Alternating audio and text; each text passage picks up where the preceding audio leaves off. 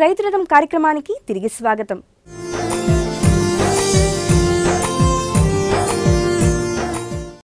ఉష్ణ సమశీతోష్ణ మండలాలున్న నవ్యాంధ్ర జిల్లాల్లో రక్షిత విధానం ద్వారా ఆశాజనక దిగుబడులు పొందేందుకు పాలీ హౌస్లు, షేడ్ నెట్లను సూచిస్తున్నారు. నీరు, ఎరువుల పొదుపు యాజమాన్యంలో భాగంగా సూక్ష్మ బిందు తుంపర పరికరాలు, నేలలోని తేమను, కలుపు నియంత్రణకు ఆచరణలను సిఫారసు చేస్తున్నారు. అలాగే పండ్ల తోటల్లో నాణ్యమైన మొక్కలను ప్రవర్ధనం చేసి కోరిన లక్షణాలు ఉండేలా అంట్లు కడుతున్నారు. వాణిజ్యానికి దూరంగా రైతు ఆర్థిక స్వావలంబనే లక్ష్యంగా డాక్టర్ వైఎస్ఆర్ హార్టికల్చర్ యూనివర్సిటీ శాస్త్రవేత్తలు తమ సేవలు కొనసాగించడం ముదావహం. ఉద్యాన విశ్వవిద్యాలయంలో centre for elections for protected cultivation విభాగం చాలా కీలకమైనది. తీగజాతి కూరగాయలు, దుంపలు, ఆకుకూరలు, వంగ, బెండ, గోరుచిక్కుడు, క్యాబేజీ, క్యాలీఫ్లవర్ ఇలా వివిధ పంటలకు కావాల్సిన నారును ప్రోట్రేలలో అభివృద్ధి చేసి రైతులకు సరఫరా చేస్తారు. ఈ సెంటర్ నిర్వహణ కూడా అత్యంత సురక్షితమైన విధానాల్లో జరుగుతుంది. సమశీతోష్ణ వాతావరణంలో నారును ఉత్పత్తి చేస్తారు. సంబంధిత శాస్త్రవేత్తలు నిరంతరం కూరగాయల నారును పర్యవేక్షిస్తుంటారు. ఎలాంటి చీడలు దరిచేరకుండా పూర్తిగా రక్షిత ప్రదేశంలో పెంచుతామని సీనియర్ సైంటిస్ట్ డాక్టర్ రవీంద్రబాబు వెల్లడించారు.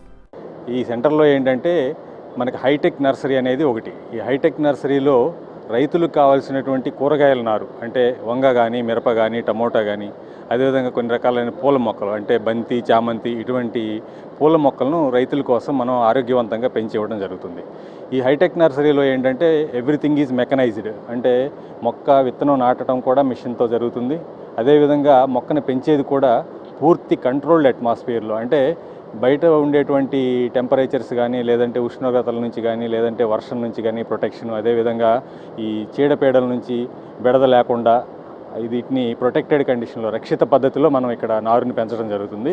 మొక్క ఎదగడానికి కావాల్సినటువంటి వాతావరణ పరిస్థితులన్నీ కూడా ఇక్కడ కల్పించడం జరుగుతుంది. దానివల్ల ఏమవుతుందంటే మనకి మొక్క ఆరోగ్యవంతంగా పెరుగుతుంది. అంతేకాకుండా ఇక్కడ మనం మొక్కల్ని పెంచడం కూడా మనం ప్రోట్రేల్లో పెంచుతాము, ప్లగ్ టైప్ ప్రోట్రేస్.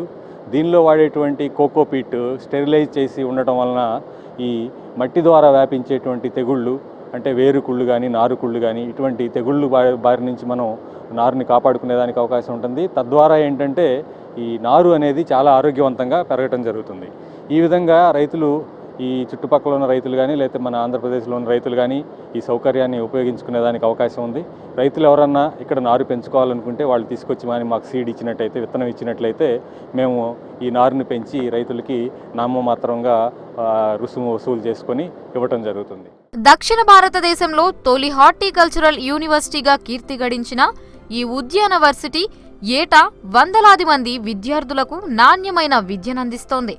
అలాగే వందలాది రైతు కూలీలు, సీనియర్ శాస్త్రవేత్తలు, విద్యార్థులు, ప్రొఫెసర్లు తమ పరిశోధనలను కొనసాగిస్తూనే గ్రీన్ సిటీని నిర్మించారంటే అతిశయోక్తి కాదు. పండ్ల మొక్కల నారును చౌకగా పెంచివ్వడంలో డాక్టర్ వైఎస్ఆర్ హార్టికల్చర్ యూనివర్సిటీ దేశంలోనే అగ్రస్థానంలో నిలిచిందని రిజిస్ట్రార్ గోపాల్ స్పష్టం చేస్తున్నారు. తమ విద్యార్థులు దేశవ్యాప్తంగా ఉద్యాన సేవలు అందిస్తున్నారని గర్వంగా చెబుతున్నారు. మీకు చాలా పంటల్లో అంటే రీసెర్చ్ నడుస్తూ ఉంది. అదంతా కూడా మనకు కొత్త కొత్త వంగడాలు కావచ్చు, టెక్నాలజీస్ కావచ్చు, ఇవన్నీ వచ్చేదానికి ఇంకొకటి టైం పడుతుంది. వీటిలో పోస్ట్ హార్వెస్ట్ మీద ఎక్కువ కాన్సన్ట్రేషన్ చేయడం జరుగుతుంది. అలాగే రైతులకు మొక్కలు ఇచ్చే దాంట్లో అంటే ఇప్పుడు అంటు మొక్కలు కావచ్చు, ఈ మన కొబ్బరి మొక్కలు కావచ్చు, తర్వాత చీని, నిమ్మ, దానిమ్మ ఇవన్నీ కూడా ఎక్కువ మనకు మొక్కలు ఇవ్వడం జరుగుతుంది. అలాగే మనకు వెంకటరామనగూడెంలో మనకు సెంటర్ ఆఫ్ ఎక్సలెన్స్ అని చెప్పేసి మనకు సెంటర్ ఉంది. దాంట్లో మనకు ఈ వంగ, మిరప వీటన్నిటికి కూడా మనకు వాళ్ళు రైతులు ఎవరైతే వాళ్ళు కావాలని వస్తారో వాళ్ళు విత్తనాలు తెస్తే ఇక్కడ పెంచి వాళ్ళకి మళ్ళీ వాళ్ళకే రిటర్న్ చేసేస్తాం, సేల్ చేసేస్తారు. అంటే ఒక దానికి ఇంత ఛార్జ్ చేస్తారు, మరి వాళ్ళు తీసుకొని వెళ్ళిపోతారు అనమాట. అలాగే ఈ తర్వాత ఇంకా కొన్ని విత్తనాలు ఉన్నాయి. అంటే విత్తనాలు విషయానికి వస్తే మనకి ఎక్కువ మిరప వచ్చేసి లామ్ సెంటర్లో దేశంలోనే బాగా ప్రసిద్ధి చెందినటువంటి సెంటర్ లామ్ సెంటర్, ఎస్పెషల్లీ మనకు ఈ మిరపకి. అవి పచ్చిమిరప కావచ్చు, ఎండమిరప కావచ్చు అని ఇవన్నీ కూడా. సో అక్కడ మనకు లాస్ట్ ఇయర్ కూడా మంచి వెరైటీ రిలీజ్ చేయడం జరిగింది. దేశంలోనే మంచి పేరు ఉంది. ఈ ధనియాలు కానీ మెంతులు కానీ వాటి మీద కూడా అక్కడ రీసెర్చ్ జరుగుతుంది. వాటిలో కూడా మంచి వెరైటీస్ రిలీజ్ అయ్యాయి. ఇప్పుడు అవన్నీ కూడా ఏవైతే 2007లో ఈ మంచి వెరైటీస్ అన్ని రిలీజ్ చేశారో అవన్నీ కూడా ఎక్కువ మోతాదులో మల్టిప్లై చేసి ప్రొడ్యూస్ చేసి రైతులకంతా అందించి ఆ ఫలాలన్నీ చూడాలనేది అది ఒక సైడు. ఇంకో సైడు మన విద్యా విషయానికి వచ్చినట్టయితే మన స్టూడెంట్స్ ఎక్కడైనా కానీ మంచి పదవుల్లో కావచ్చు, దేశానికి ఉపయోగపడే పౌరులుగా కావచ్చు, మన రాష్ట్రానికి ఉపయోగపడే పౌరులుగా కావచ్చు, ఉద్యాన శాఖలో కావచ్చు, వివిధ ఏ శాఖల్లోకి వెళ్ళినా వాళ్ళ మంచిగుండి మంచి పర్ఫార్మెన్స్ ఇవ్వాలా, ఈ మన యూనివర్సిటీ పేరు నిలబెట్టాలనేది ఇదొకటి. ఆ దిశగా అన్ని ప్రణాళికలు నడుస్తున్నాయి. అన్ని అంటే మన సిలబస్ పరంగా కావచ్చు, అలాగే ల్యాబొరేటరీ పరంగా కావచ్చు, ప్రయోగాల పరంగా కావచ్చు, అన్ని కూడా మంచి కృషి జరుగుతుంది.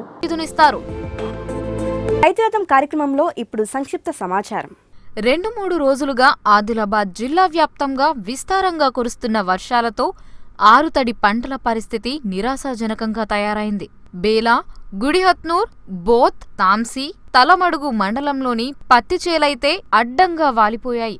క్షేత్రస్థాయిలో పర్యటించిన వ్యవసాయ అధికారులు దాదాపు 2000 హెక్టార్లలో పంట నష్టం జరిగిందని ప్రాథమికంగా ధృవీకరించారు. క్షేత్రస్థాయిలో పరిస్థితిని తెలుసుకున్న స్థానిక ఎమ్మెల్యే జోగు రామన్న ప్రభుత్వంతో మాట్లాడి పంటల బీమా వర్తించేలా చేస్తామని రైతులకు భరోసానిచ్చారు. దెబ్బతిన్న అన్ని పంటల వివరాలను సర్వే నెంబర్ల ఆధారంగా నివేదిక తయారు చేసి ఉన్నతాధికారులకు నివేదిస్తామని ఏడీఏ పుల్లయ్య తెలిపారు. 11 గ్రామాల్లో దాదాపుగా రాత్రి కురిసిన భారీ వర్షానికి పంటల్లో నష్టం జరగడం జరిగింది. దాదాపు మేము ప్రిలిమినరీ డ్యామేజ్గా ఒక 2000 హెక్టార్లు అనుకుంటున్నాము. ఇది ఈ రోజున మేము గ్రామాలన్నీ కూడా తిరుగుతున్నాము. తిరిగి ఉన్నతాధికారులకు నివేదించడం జరుగుతుంది. ఉత్తర తెలంగాణ వరప్రదాయిని శ్రీ రామ్ సాగర్ ప్రాజెక్టుకు ఆయకట్టుదారుల ఆనందం ఆవిరైపోతోంది. ఇటీవల కురిసిన వర్షాలతో 4 ఏళ్ల తర్వాత జలకలను సంతరించుకుంది. ఎగువ నుంచి వరద ప్రవాహం జోరుగా కొనసాగుతుండడం వల్ల యాసంగి పంటలకు డోకా లేదని ఆయకట్టు రైతులు సంబరపడ్డారు. కానీ వరదతో పాటు ఎగువ ప్రాంతాల్లోని పరిశ్రమల నుంచి విషపూరిత రసాయనాలు ప్రాజెక్టులో చేరడంతో సాగునీరు కలుషితమవుతోంది. ఈ విషపూరిత జలాలతో పంటలు పండిస్తే తీవ్ర ప్రభావాలు చూడాల్సి వస్తుందని రైతులు ఆందోళన చెందుతున్నారు. అలాగే కలుషిత నీరు పారిన పొలాలు సైతం దెబ్బతింటాయని ఆయకట్టుదారులు భయపడిపోతున్నారు. సంబంధిత అధికారులు ఎగువనున్న ఫ్యాక్టరీలపై చర్యలు తీసుకోవాలని డిమాండ్ చేస్తున్నారు. మనకి మహారాష్ట్రలో నాందేడ్లో ధర్మాబాద్ తాలూకాలో ఉన్న పైనీర్ డిస్టిలరీస్ అనే కంపెనీ గోదావరి నదిలోకి కర్మాగారక విసర్జకాలను వదులుతున్నారు. అందువలన మనకి నీరు గ్రీన్ రంగులో ఉంటుంది. అది మాత్రం మాట వాస్తవం. దీని నిమిత్తమే మేము మా నాందేడ్ పొల్యూషన్ కంట్రోల్ బోర్డుకిను తర్వాత మన నిజామాబాద్ పొల్యూషన్ కంట్రోల్ బోర్డుకి లేఖ రాయటం జరిగింది. వాళ్ళు తగు చర్యలు తీసుకుంటారని ఆశిస్తున్నాము. అయినా మా ప్రయత్నం మేము వాళ్ళ ద్వారా సంప్రదింపులు జరుపుతూనే ఉంటాం. నిరంతరం సంప్రదింపులు జరుపుతాం. మిషన్ భగీరథ వాళ్ళు ఏ రోజుకు ఆ రోజు వాటర్ టెస్ట్ చేస్తూ ఉంటారు. మేము వాళ్ళ మిషన్ భగీరథ వారిని సంప్రదించడం జరిగింది. వారు మాకు చెప్పిన దాని ప్రకారం వారు చూపించిన ల్యాబ్ రిపోర్ట్ చూస్తే వారు చెప్పిన విధంగా అయితే వాటర్ అయితే చాలా క్లియర్గా టర్బిడిటీ కూడా లేదంట. మేము ఎప్పుడు వచ్చే ఈ వర్షాకాలంలో టర్బిడిటీ ఉండదు రివర్ వాటర్కి. అట్లానే వర్షాకాలంలో ఏ ప్రమాణాలకు ఉందో ఆ విధంగానే మనం ప్రస్తుతం ఉన్న వాటర్ ఉంది. అందువలన వాళ్ళు ఏమీ భయపడాల్సిన పని లేదన్నారు. కానీ మేమైతే నిరంతర ప్రయత్నమే చేస్తాము. దాన్ని ఎట్లయినా ఆపుతాకి మేము నిరంతర ప్రయత్నమే చేస్తాం. ఎస్ఆర్ఎస్సి ప్రాజెక్టులకి రావడం వలన ఎస్ఆర్ఎస్సి ప్రాజెక్టు నీళ్లు కలుషితమై మా పంట పొలాలకు ఈ ఆయకట్టు కింది రైతుల పంట పొలాలకు రావడం వల్ల మా పంటల దిగుబడి కలుషితమై దిగుబడి చక్కగా రావడం లేదని దీని మీద వెంటనే తెలంగాణ ప్రభుత్వం చర్యలు చేపట్టి చర్యలు తీసుకోవాలని మా రైతుల తరఫున విజ్ఞప్తి చేస్తాం. అదే సమయంలో ఎస్ఆర్ఎస్పీ పరిధిలో అనేక ఎత్తిపోతల పథకాలు నడుస్తున్నాయి. వాటి నుంచి నిజామాబాద్ పట్టణానికి తాగునీటి సరఫరా చేస్తున్నారు. అలాగే మిషన్ భగీరథ ద్వారా గ్రామాల దాహార్తిని తీర్చేందుకు ఎస్ఆర్ఎస్పీ జలాలని సరఫరా చేస్తున్నారు. 10 రోజులుగా ప్రాజెక్టులోని నీరు రంగు మారడాన్ని పరిశీలించిన సంబంధిత ఇంజనీర్లు సమస్యను మిషన్ భగీరథ అధికారులకు తెలిపారు. మహారాష్ట్రలోని ఫ్యాక్టరీల నుంచి విడుదలయ్యే కలుషితాలు దీనికి కారణమని ఎస్ఆర్ఎస్పీ అధికారులు చెబుతున్నారు. వ్యవసాయ అనుబంధ రంగాల్లో సమస్యలతో రణానికి పరిష్కారాల సమాహారం రైతు రథాన్ని సంప్రదించాల్సిన మా చిరునామా